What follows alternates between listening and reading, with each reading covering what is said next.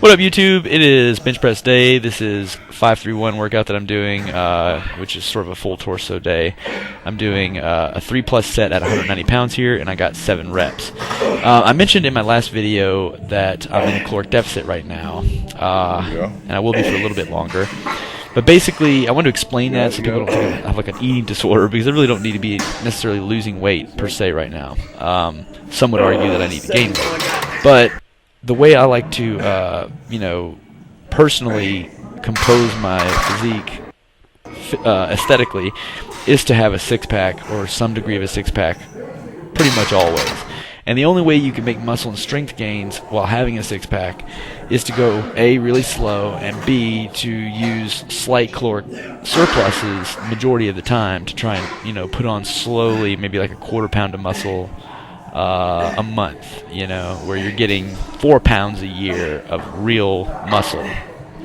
In order to pursue that goal, I basically will do like 2-week diets, maybe 4 times a year, that are basically a 1,000-calorie drop from the highest point of calories that I was bulking at. Then I will slowly climb back up to my maintenance level, and then climb further back up to a surplus again, and then continue at a surplus. And it winds up being that the majority of, like last year, I spent most of my days I ate between 3,350 to 3,650 calories. So I ate a whole lot of food most days. But that, when I'm lifting weights, that's enough for me to gain a little bit of weight, but not enough for me to rapidly gain weight.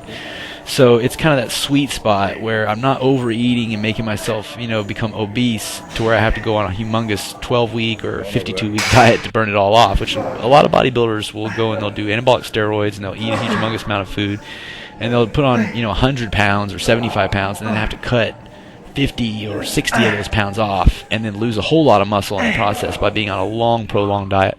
And, I don't do steroids at all. I'm all natural, so I can't put on, rapid, extreme muscle gains anyway at all. So since that's not going to be my goal, I'm just focused on putting on little bits of lean muscle and just becoming stronger in general.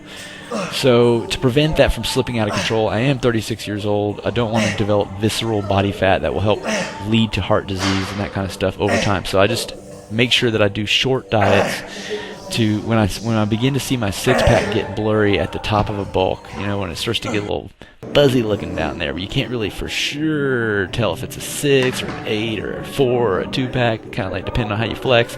That's when it's about time to probably, just trim up a little bit and then start going back into a caloric surplus. So I bulk most of the time, but I do not bulk dirty style where you eat 6,000 calories and just lift like crazy. I mean, you can make better strength gains and better muscle gains unquestionably when you do eat a lot more calories. But considering that personally my goal, I like to look good on stage in a band. I like to be physically capable and athletic as I age. And I want to be able to attract clients for personal training by looking like I'm in good physical fitness. So for me, maintaining the lean look at all times is kind of worth it more than anything else that I'm training. In fact, I could probably say that would need to be my number one priority no matter what I wanted to fit my lifestyle. So in order, I think a lot of people might share that combination of goals, and if you do, I really recommend this lean bulking thing where you just do these brief cuts, to keep the body fat that you do gain incidentally under control, and you mainly eat at a surplus slightly all the time, forever.